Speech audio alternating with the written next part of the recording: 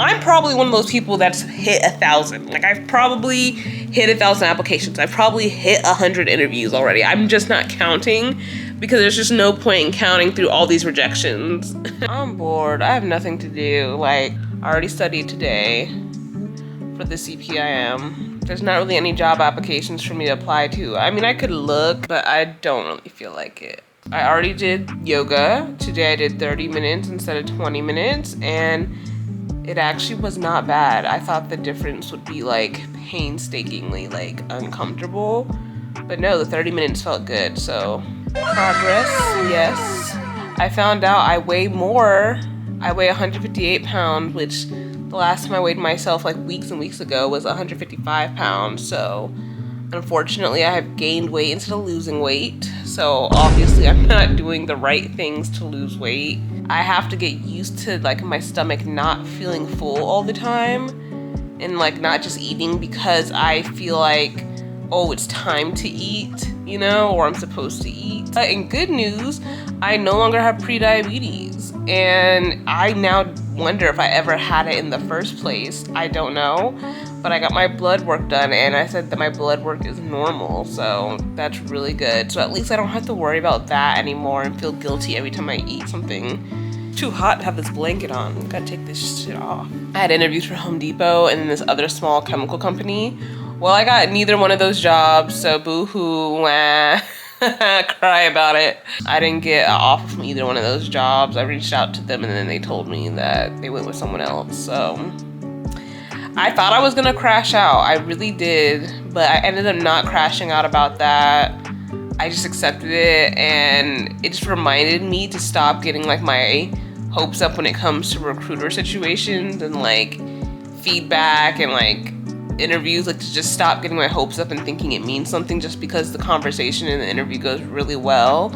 It don't mean a thing. It don't mean a thing. That's probably one of the biggest things that I would tell someone about the whole process of looking for a job in a bad job market is don't let every good interview get your hopes up. Like, just forget about it. And like, I just did an interview for this other job. It's a hospitality group, and they purchase the interior design items for different hotels that get built. And the opportunity sounds good. I'd be a project estimator / logistics coordinator. But they said they won't know until like 1 or 2 weeks who they're choosing. And I've just decided I have to just let it go. I can't think about it and be like on the edge of my seat waiting for them to get back to me. I just have to interview and then pretend like it didn't happen. That's the smartest thing to do. Another thing I've learned during this process of doing so many interviews is that sometimes you are just not getting picked for the role has nothing to do with you. It has everything to do with what that company is specifically looking for. And if they're looking for precise things, it doesn't matter how good you are. If you're not fitting the precise thing they were looking for on their team or for their company or for that specific role, then they're just not gonna pick you, and it doesn't have anything to say about you. Your skills and talents might fill some other need that they don't have because that particular company just doesn't have that particular need at that time. But it doesn't mean you can't fill someone's need, you know? So that perspective has helped me feel better about not getting picked as the final candidate for things. Another thing I've learned is that you can keep your bad experience on your resume and just lie about it. So I've been lying about my experience at the place where I got fired at. I've just been saying that I left them because it wasn't related to supply chain. I didn't like the flow of the work. It didn't work for me.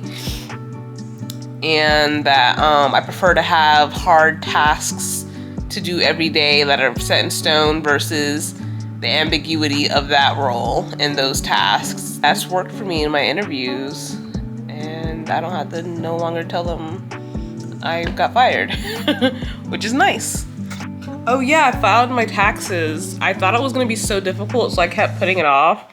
Because, you know, in the year 2024, I had 3 different jobs. My original job that I got laid off from, the job I got fired from, and then working at Marshall's now. And then I also had a tax form related to my 401k. So I was just like, man, fuck this. This is going to be too much to, like, put into TurboTax or Free Tax USA. But I ended up filing on Free Tax USA, and it went fine. It was simple. It was not hard, so Oh yeah, so something else I've learned during this job search is that you do not need to tailor your resume to each job title. I feel like old heads love telling you to do this. They love acting like, oh, the problem is you didn't tailor your resume to each individual job. No, you only need to tailor your resume to the field that you're applying to. So if you're applying to multiple different fields, like one moment you're doing hospitality, next moment you're doing sales, next moment you're doing supply chain, then you want a resume for each of those fields because that's going to look different and you want to use different keywords. But if you're just applying for jobs within supply chain like I am, one resume should generally be fine. You should generally be able to go over all the keywords that are necessary and needed. And like, of course you can tweak here and there, and you can always, if you want to change your resume for each job posting, you can, but I just don't think it's as necessary as they make it seem. I've also learned that the best websites for looking for jobs are LinkedIn, ZipRecruiter, Indeed, Handshake. They're all good for different reasons. LinkedIn is just generally good because it gives you like the most stats to look at on the job. Like you can see how many other people are applying. You can get LinkedIn Easy Apply, so it's an easier process. Indeed, I would say is the same, except Indeed isn't as... LinkedIn's very good for searching up specific jobs in like specific fields that you're looking for. Indeed is like LinkedIn, but not as good for like specific fields to look for. It kind of gives you more general jobs. And then ZipRecruiter will give you specific jobs, but you can't really search for them. There's not much of a search option, but they will be really quick apply. Quick apply makes it easy to stay motivated to apply to things. Handshake I really loved. I used to have access to it through my school, University of Central Florida. But I guess because I've been an alumni for so long now, they've taken away my access to that. So I'll say another thing I've learned is when it comes to your resume and getting it right, I say have a few trusted peers and supervisors, mainly peers though, look at your resume and let you know what they think. You do not need to have every person in your network. You do not need to have every person who offers look at it, but just have maybe 3 people max over the years, not even all at once, but like over like a couple years, have 3 people look at it and give you tips on how to make it better. And you will make a perfectly good resume that you can use everywhere. I'm just saying that you don't need to constantly change it. You don't need to constantly take on new feedback. I feel like a lot of like old heads will tell you like, oh, let me review your resume, blah, blah, blah. And I'm like, I'm not giving you my resume. My resume is perfect. Like, I've tailored this thing down. Like, I've gotten the feedback. It's good. Like, I don't need you to try to make it better, and it's not gonna make it better. Like, after a certain point, you are just done with the resume. You cannot make an ultimate 200% resume. You have to just, at some point, be done with it. Another thing I would say is that if you have a hard time in interviews because you're not sure how to talk about yourself when they ask you, tell me about yourself.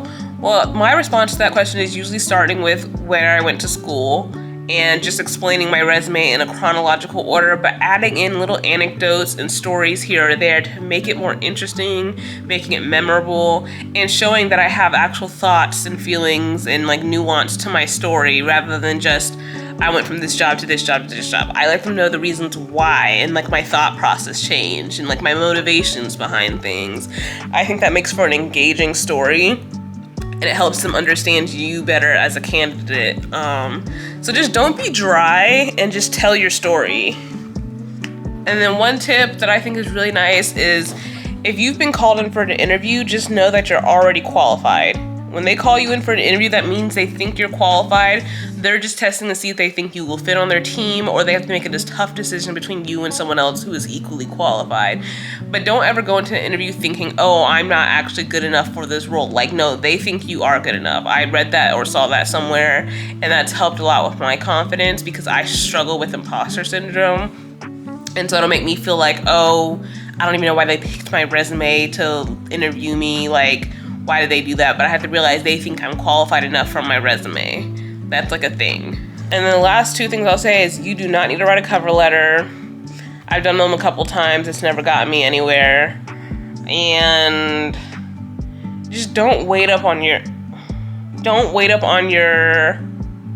recruiter or the job to get back to you after you interview. Don't waste your time waiting on them. Just move on.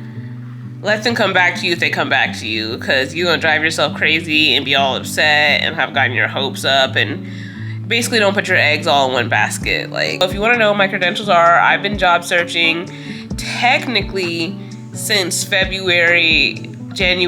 I've been job searching technically since January of 2024.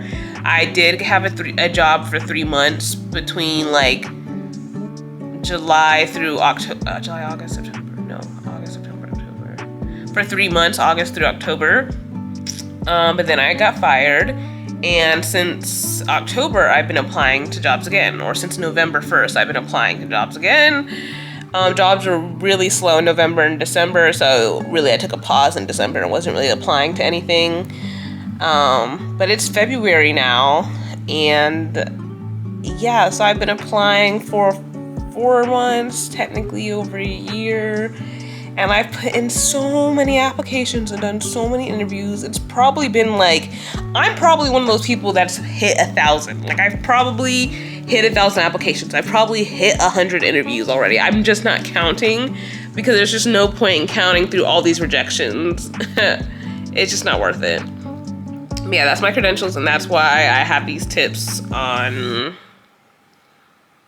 the job search and stuff like that.